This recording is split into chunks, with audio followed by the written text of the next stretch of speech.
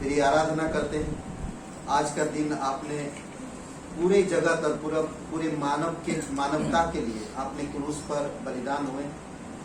इसी दिन को हम प्रभु उसी को स्मरण करके और धन्यवाद देते हैं कौशल जी, अंजू जी, उनके पूरे परिवार के लिए, इस घर के लिए हम धन्यवाद देते हैं। आपकी अनुग्रह, आपकी दया रहे पिता। और प्रभु प्रत्येक हमारे देश के लिए हम प्रार्थना करते हैं कि मेरी इच्छा अनुसार तो अगुवाई करना, राष्ट्रपति, प्रधानमंत्री, सारे लीडर्स, धन्यवाद देते हैं हमारे प्रदेश के लिए। प्रभु आपकी अनुग्रह, आपकी प्रेम और आपकी दया इस प्रदेश में बनाई रखना। कई सारे तेरे लोगों को सता रहे, परेशान कर रहे हैं प्रभु, आपकी दया आप कृपा रहे। जब जब तेरे लोगों को ऊपर सताव आती है तब तेरा कार्य भी बढ़ता है पिता। चमत्कारिक रूप से आप अगुवाई करना पिता। उत्तर प्रदेश में ग्रेटर ग्रेस कलीसिया को और भी मजबूती के साथ स्थापित हो सके प्रभु। आप लखनऊ कलीसिया को भी मजबूत करना। कोई शिक्षक, कोई टीचर, कोई लीडर ऐसे उत्पन्न हो, खड़ा हो पिता, और फलवंत होकर आगे कार्यों को बढ़ा सके। धन्यवाद देते हैं, तेरी स्तुति महिमा करते हैं। जीवित और पराक्रमी परमेश्वर, प्रत्येक भाई बहन, बच्चे बड़े सभी के लिए धन्यवाद देते हैं। इस मीटिंग में जो शामिल हुए आपकी अनुग्रह रहे पिता। धन्यवाद आज का दिन के समय प्रार्थना प्रभु यीशु मसीह के नाम से मांगते हैं।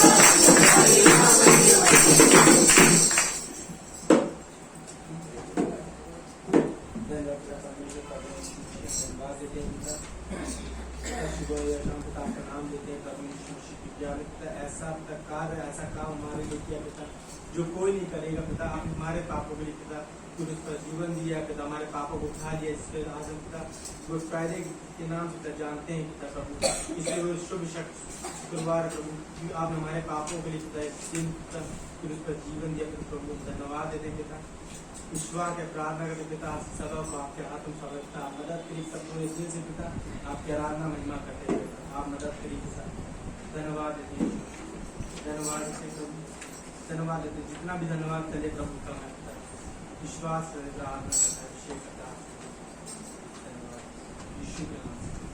सुबह हो या शाम मेरा प्रभु का नाम कहते जाना तुम, यीशु यीशु नाम। सुबह हो या शाम मेरा प्रभु का नाम कहते जाना तुम, यीशु यीशु नाम, यीशु नाम, यीशु नाम, यीशु नाम, यीशु नाम,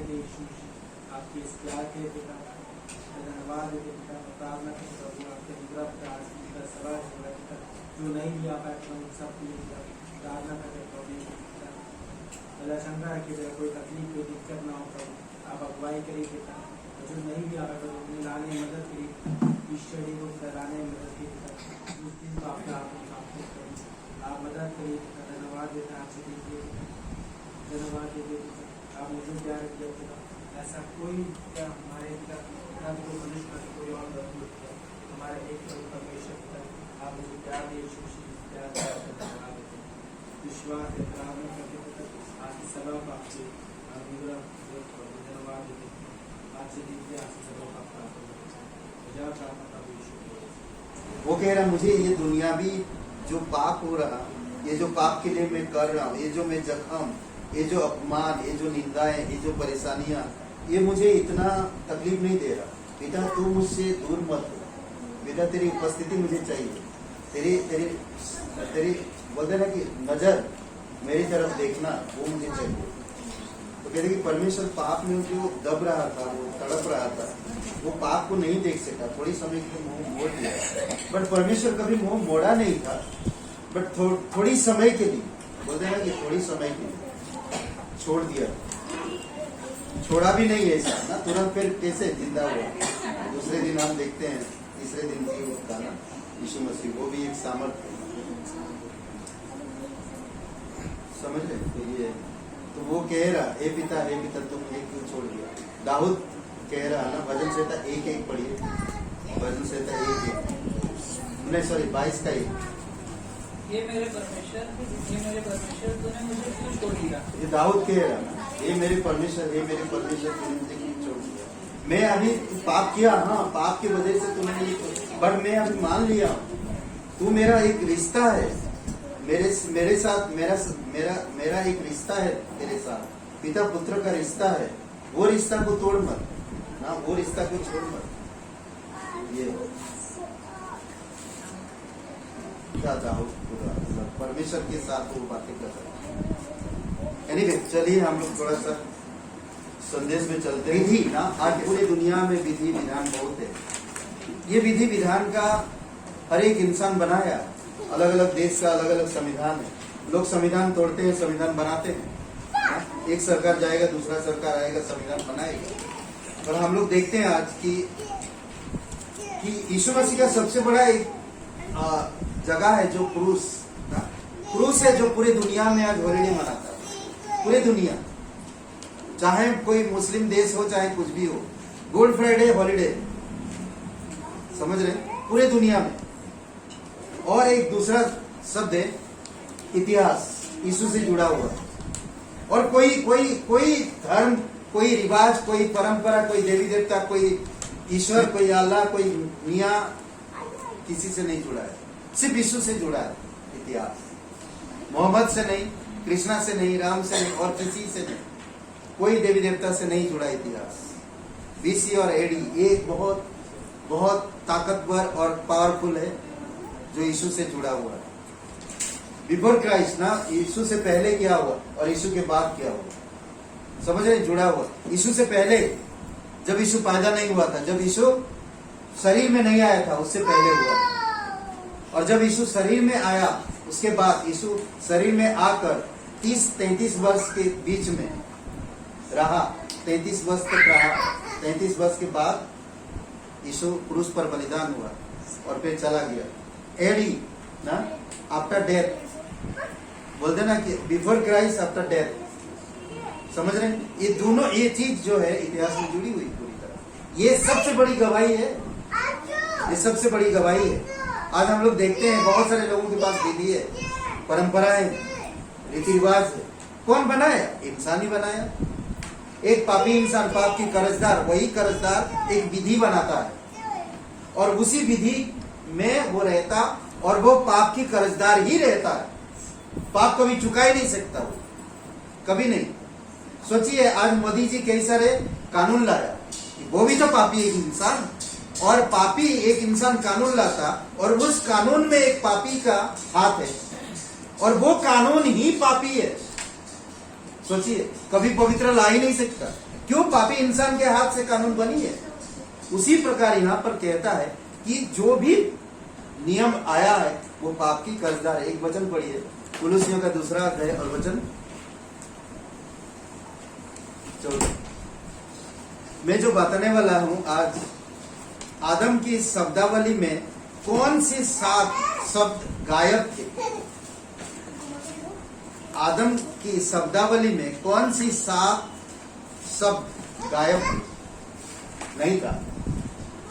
आदम की जो शब्दावली है अगर पढ़ेंगे तो कौन सी 7 शब्दावली गायब था? कौन सी 7 शब्द गायब था? नहीं था वो। पढ़िए। और विधियों का वह लेख जो हमारे नाम पर और हमारे विरोध में था मिटा डाला और उसे क्रूस पर कीलों से जड़कर सामने से हटा दिया। कुलुसियों का 2 अध्याय 14। लक्ष्मी जी पढ़िए। जिससे हमें छुटकारा अर्थात पापों की क्षमा प्राप्त होती है। पूरा पढ़िए 14 वचन। 2 का 14। विधियों का यह लेख जो हमारे नाम और हमारे विरुद्ध था मिटा डाला और उसे क्रूस पर कीलों से जड़कर हमारे सामने से हटा दिया। क्या का वह लेख जो हमारे नाम और हमारे विरोध में था मिटा डाला और उसे क्रूस पर कीलों से जड़कर सामने से हटा दिया। ओके, जो हमारे विरुद्ध में लिखा हुआ था, कौन सा विधि? संसार में विधि बोले तो कहां से चलते आया? हम लोग देखते हैं, देखे तो बोलता है कि ये विधियों का लेख कर्जदार के हाथ से लिखे हुए कर्ज लिए जाने की रसीद है। कर्ज लिए जाने की एक रसीद है, समझ रहे हैं? मूसा की व्यवस्था पाप के द्वारा हमें परमेश्वर का कर्जदार ठहराती है। मूसा की व्यवस्था के द्वारा हमें पाप की क्या बोलते कि मूसा की व्यवस्था के द्वारा, व्यवस्था पाप के द्वारा हमें परमेश्वर के कर्जदार ठहराती है। परमेश्वर ने इस कर्ज को कीलों से मसीह के क्रूस पर जड़कर निरस्त कर दिया।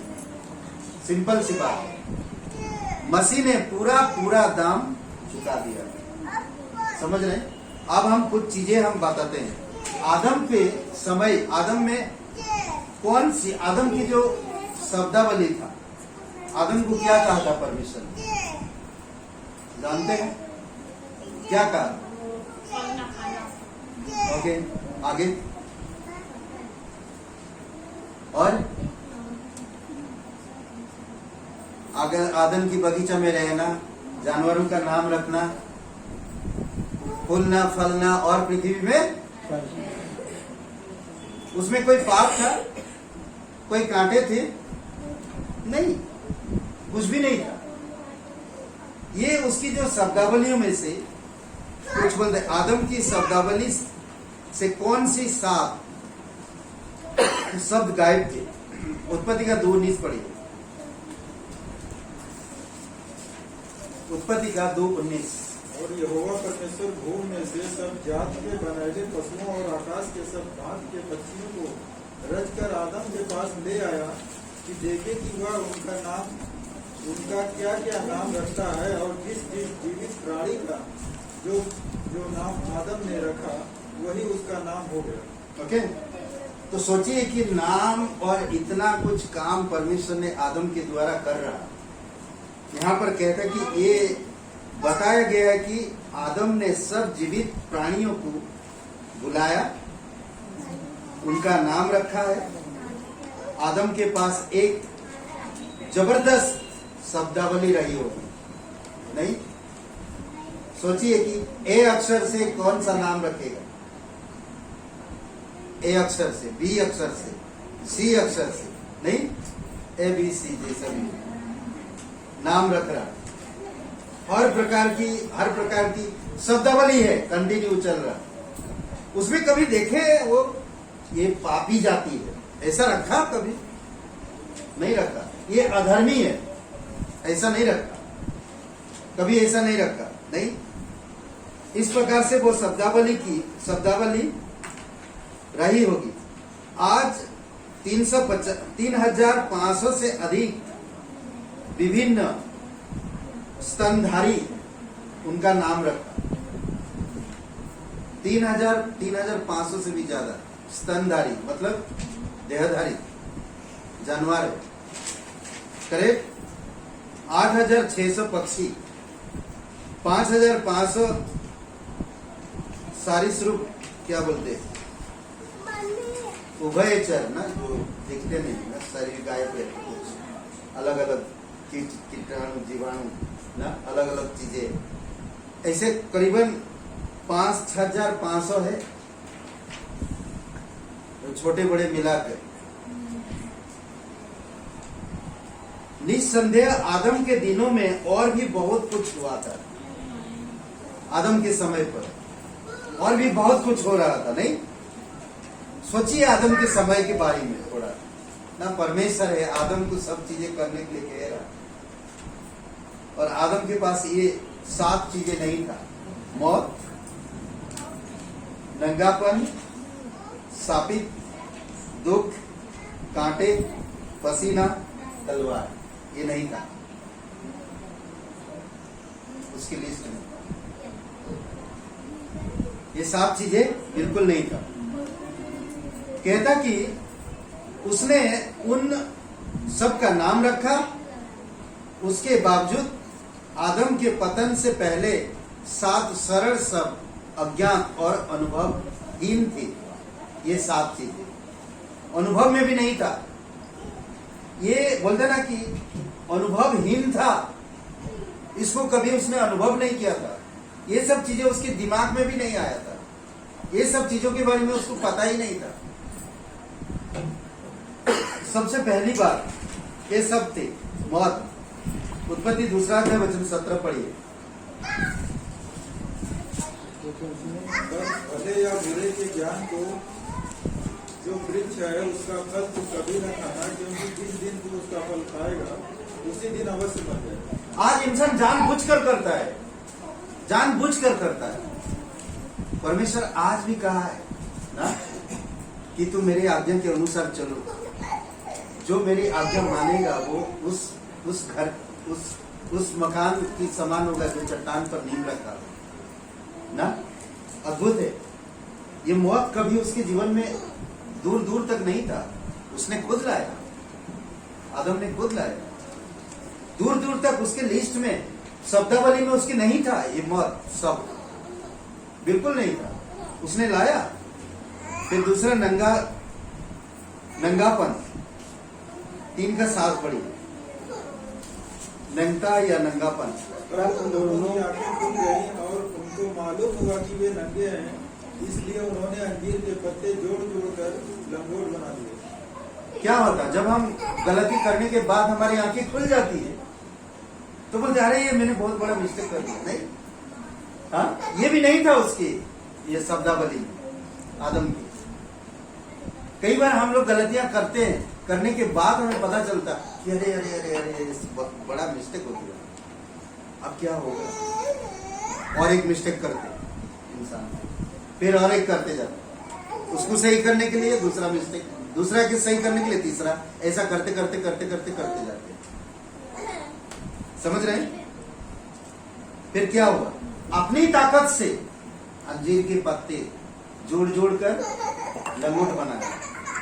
कई बार जब हम पाप के कारण भ्रमित होते हैं तो अपनी ताकत से कुछ चीजें करने लगते हैं। कई बार हम लोगों को देखें तो परमेश्वर की सलाह नहीं लेते हैं, अपनी ताकत से काम करने लगते हैं। जब कहीं से नहीं आश्वासन मिलता फिर लौट के आते हैं, फिर देर हो जाता,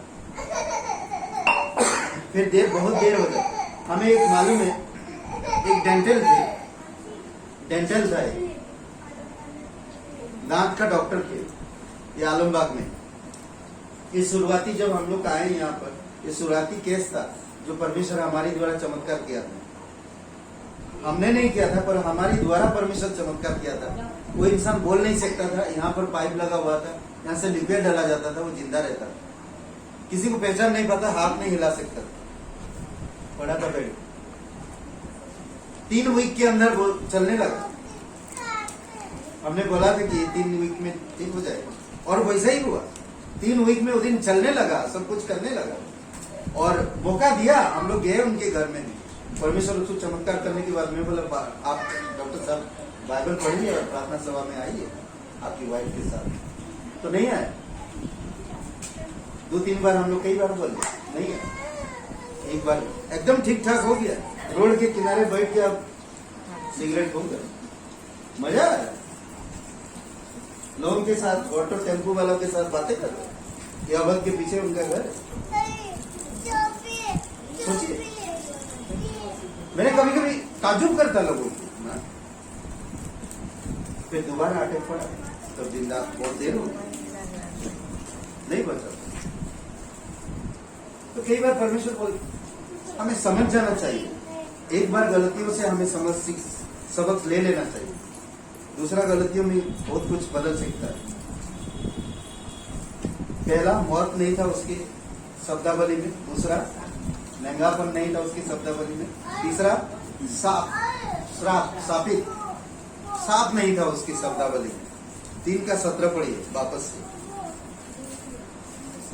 उत्पत्ति 3 का 17। और आदम से उसने कहा, तू जो अपनी पत्नी की बात सुनी और जिस वृक्ष के फल के विषय मैंने तुझे आज्ञा दी थी कि तू उसे न खाना, उसको तूने खाया है, इसलिए भूमि तेरे कारण श्रापित है। तू उसकी उपज जीवन भर दुख के साथ खाया करेगा। ओके, श्राप नहीं था उसकी शब्दावली में, कभी नहीं था, पर आ गया। कई बार हम लोग भी परमेश्वर के ब्लेसिंग को भूलकर, परमेश्वर के मार्ग को छोड़कर श्राप को अपनाते हैं। परमेश्वर कहता अगर तुम मेरी आज्ञा नहीं मानोगे तो किसकी आज्ञा मानोगे? शैतान की। तो जब हम शैतान की आज्ञा मानेंगे तो श्राप आएगा ही। श्राप हमारे खाते में नहीं है, पर जब हम परमेश्वर की बात को टाल देते श्राप आ जाता है। समझ रहे? तो इसलिए हमें समझना कि अगर मैं परमेश्वर को निगलेक्ट करता तो श्राप को अपनाऊंगा। समझ रहे? आज बहुत सारे शराबी देखेंगे, शराब को छोड़ने के लिए दूसरे चीज का सहारा लेना पड़ता है ना। तो उसी प्रकार कहते कि अगर आप परमेश्वर की बातों को नहीं मानोगे तो दूसरा चीज आ जाएगा, श्राप आ जाएगा, गलत चीज आ जाएगा आपके पास। कई बार हम लोग नहीं सोचते इसके बारे में। तो ये भी वंशावली में उसका नहीं था। तो क्या कहा परमेश्वर ने? तब आदम से उसने कहा, क्योंकि तूने अपनी पत्नी की बात मानकर उस वृक्ष का फल खाया, जिसके लिए मैंने आज्ञा देकर कहा था कि तू उसमें से ना खाना, इसीलिए भूमि भी तेरे कारण श्रापित है। श्राप आ गया तेरे कारण, श्रापित। क्यों? क्योंकि तूने अपनी पत्नी की बात माना और जो आज्ञा मैंने नहीं दिया, जो आज्ञा मैंने मना किया था, उसका तूने विरोध किया ना, उसको किया। इस कारण भूमि भी श्रापित हुई। सोचिए, एक इंसान की वजह से ये सब श्राप, ये 7 बातें पीढ़ी दर पीढ़ी चलते गया, क्रूस तक, क्रूस के आने तक। ये भी उसके पहले नहीं था। चौथी बात, दुख। उत्पत्ति 3 अध्याय वचन 17, तू उसकी उपज जीवन भर दुख के साथ खाया करेगा। श्राप मिला, दुख आया। समझ रहे? ये भी शब्दावली में दुख शब्द नहीं था, बिल्कुल ना। फिर आते कांटे। 18 वचन पढ़िए, 3 का 18 उत्पत्ति। और वह तेरे लिए कांटे और ऊंट कटारे उगाएगी और तू खेत की उपज खाएगा। खेत का साग पात ही खाया करेगा। यह तेरे लिए कांटे और ऊंट कटारे उगाएगी, कांटे उगाएगा। आने वाली समय में बहुत हालत खराब होगा, देखेंगे। इजराइल लोगों को बहुत तकलीफ हुआ, समझ रहे? जैसे जैसे पीढ़ी बढ़ता गया, बहुत तकलीफ में हुए लोग। 40 सदी तक हम देख सकते हैं, बहुत तकलीफ में लोग बीते। कांटे, ये भी उसकी शब्दावली में नहीं था। पसीना, 19 वचन पढ़िए, उत्पत्ति का 3 का 19। और अपने माथे के पसीने की रोटी खाया करेगा और अंत में मिट्टी में मिल जाएगा, क्योंकि तू उसी में से निकाला गया है।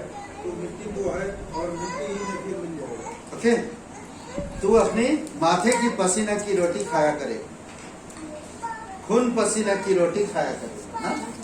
जब तक आज, इसीलिए इंसान जब तक काम नहीं करेगा रोटी नहीं मिलेगी। आज भी लागू है ये श्राप, ये मौत, ये दुख, ये कांटे और आखिरी में पसीना, आखिरी में तलवार। 7 उत्पत्ति का 3 का 24 पढ़िए।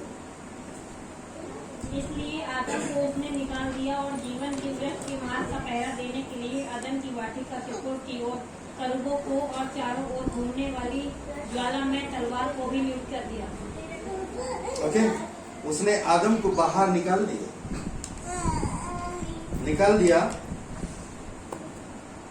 तथा जीवन के वृक्ष के मार्ग की रक्षा करने के लिए आदम की बगीचे की पूर्व की और करूबों मतलब स्वर्गदूतों को और चारों ओर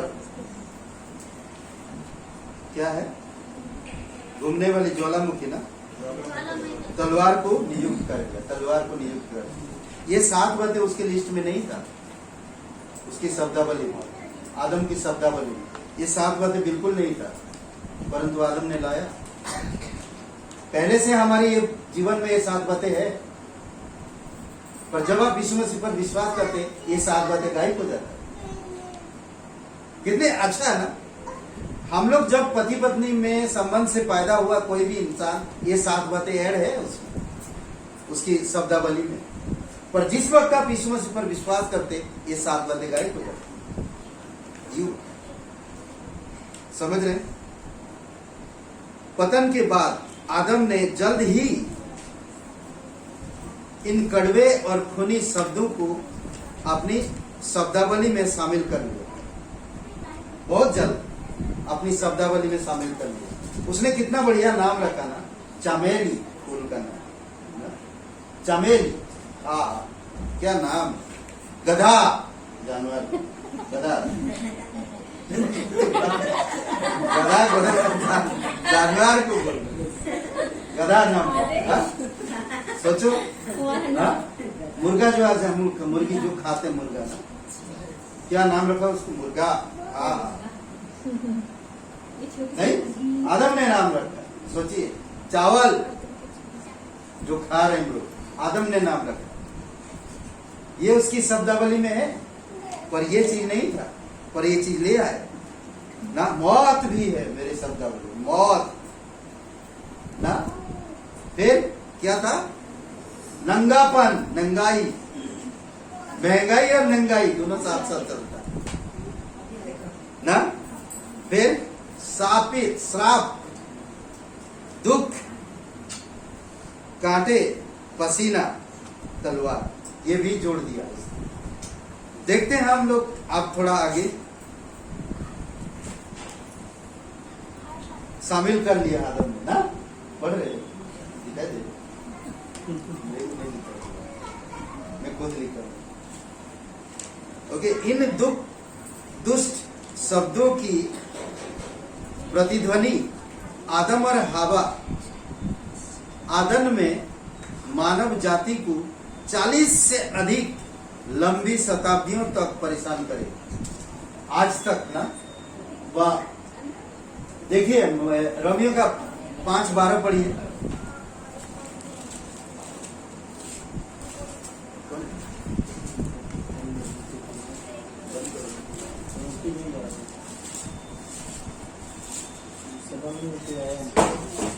इसलिए जैसा एक मनुष्य के द्वारा पाप जगत में आया और पाप के द्वारा मृत्यु आई, और इस रीत से मृत्यु सब मनुष्यों में फैल गई, क्योंकि सबने पाप किया। है ना? ऐसा हर चीज फैला, जैसा मौत फैला, श्राप फैला, सब चीजें फैला, इसी प्रकार से हर चीज फैल गया। फिर आया दूसरा आदम, प्रभु यीशु मसीह। यह सफल पूर्वक मिले और प्रत्येक शब्द से मिटा दिया। प्रत्येक जो शब्द है उसमें से इस शब्द को मिटा दिया। आप जब यीशु मसीह पर विश्वास करते हो, ये जो शब्द बलि था आपके शब्द, ये मिटा देता है। मौत मिटा देता है, नंगाई मिटा देता है, तलवार मिटा देता है, दुख मिटा देता है। समझ रहे हैं? देखिए, मौत यीशु मसीह ने यूहन्ना का 11 अध्याय 25 वचन पढ़िए।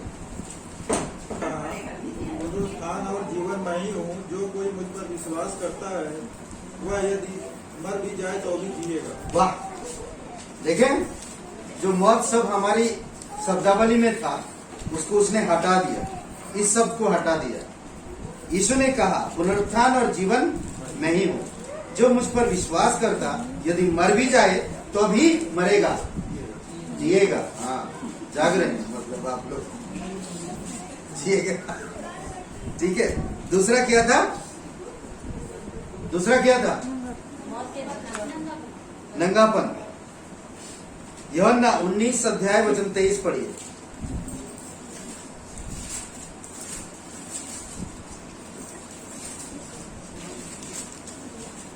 जब सैनिक यीशु को क्रूस पर चढ़ा चुके तो उसके कपड़े लेकर 4 भाग किए, हर सैनिक के लिए एक भाग, और कुर्ता भी लिए, परंतु कुर्ता भी सियान ऊपर से नीचे तक बुना हुआ था।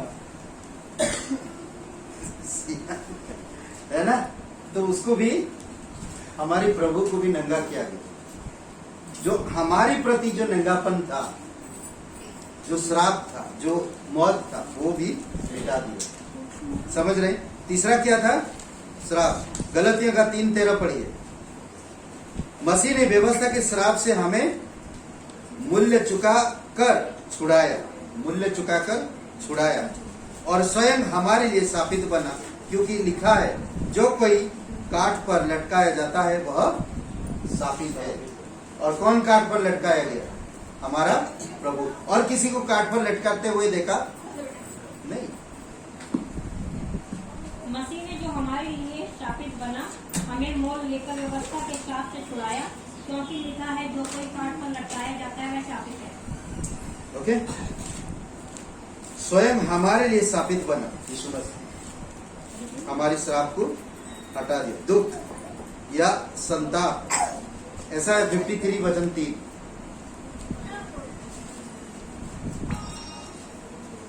ऐसा है 53 वचन 3।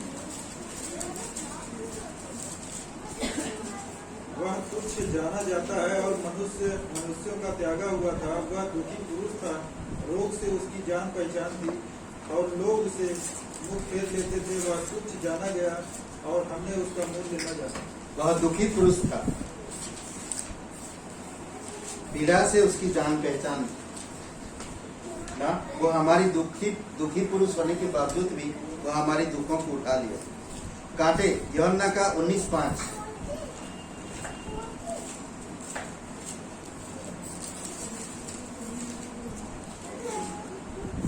तब यीशु कांटों का मुकुट और बैजनी वस्त्र पहने हुए बाहर निकाला और पिलातुस ने उनसे कहा, देखो यह पुरुष। ओके, कांटों का मुकुट उसने खुद पहन लिया। पसीना, लुका का 22:44।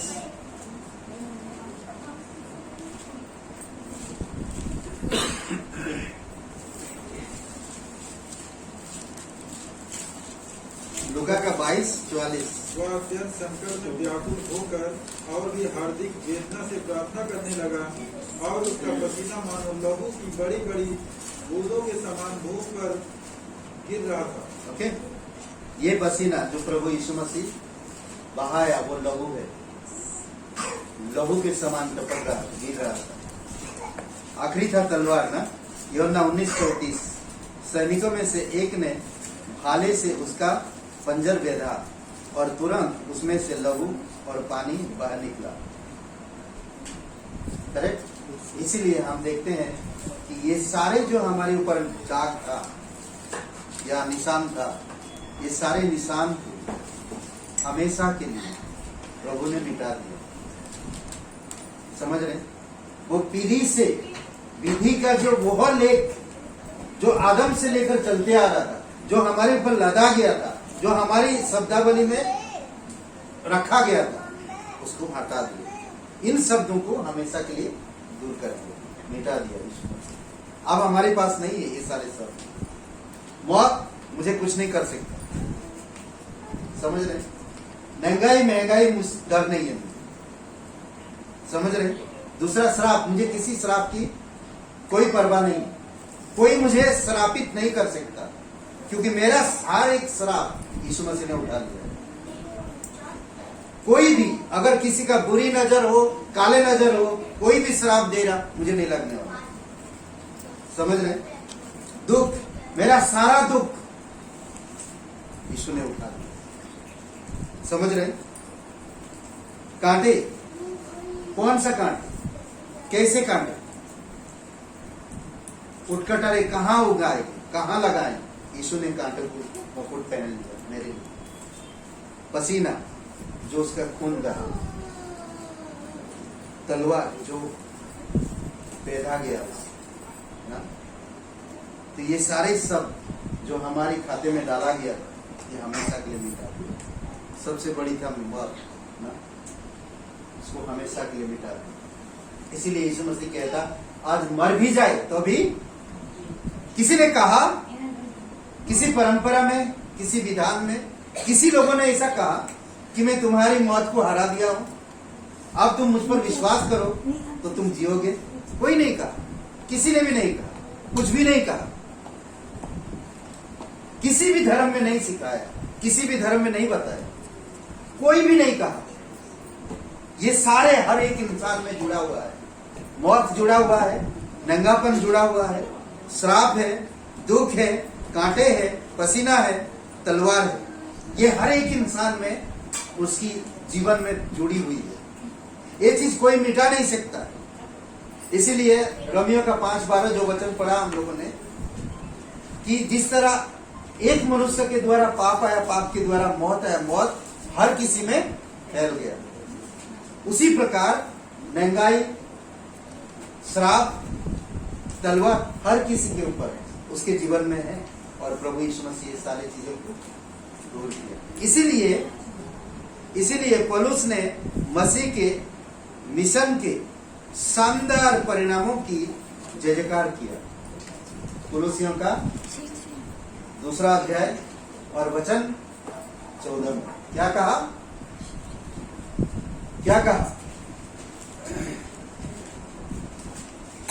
विधि का वह लेख जो हमारे विरोध में था मिटा डाल। समझ रहे? किलों से जंजीरों, किलों से जकड़ कर खत्म हमेशा यीशु को क्रूस पर ना। आज का दिन कोई भी विधि, कोई भी विधान हमारे खिलाफ नहीं है। आज समझ रहे? सारे जो यीशु में स्वतंत्र है। इफिसियों का 2 अध्याय 15 वचन पढ़िए। इफिसियों का 2 अध्याय।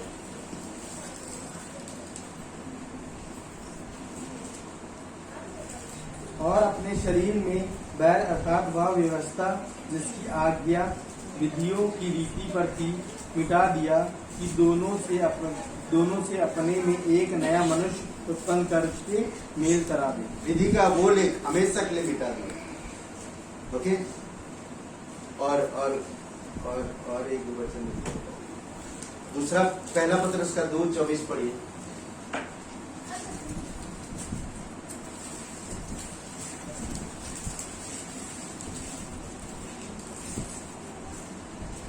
वह आप ही हमारे पापों को अपनी देह पर लिए हुए क्रूस पर चढ़ गया, जिससे हम पापों के लिए मरकर धार्मिकता के लिए जीवन बिताएं।